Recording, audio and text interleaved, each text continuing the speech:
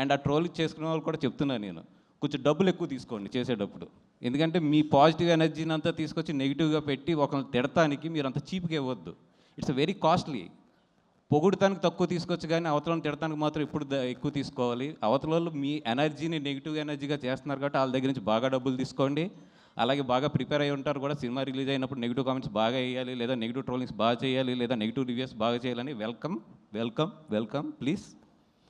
And cinema బాగుంటే ఆడుతుంది, లేదా ఒక్కొక్కసారి ఫేస్ చేయవలసి వస్తే ఫేస్ చేస్తాం. అంతకన్నా కూడా దీన్ని ఎక్కువ తీసుకుని దీని గురించి ఏదో ఎక్కువ ఆలోచించేసే అంత లో యాటిట్యూడ్ అయితే నాది కాదు.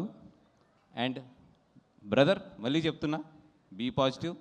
బాగుంటే అందరి ఆడితే అందరం ఇక్కడ ఇండస్ట్రీలో రేపు పొద్దున్న లేచాక అందరం కలిసి ఉండవలసిన వాళ్ళే, కలిసి ఉండి బాగా ఎదరికెళ్ళవలసిన వాళ్ళే. ఇదేదో ఒక సిచ్యువేషన్ అంతే, ఒక 4 సినిమాలు ఎదరికొస్తాం అనేది. అందరూ బాగుండాలని కోరుకుందాం, అందరం కూడా హెల్తీగా కాంపిటేట్ అవుదాం. Thank you so much. And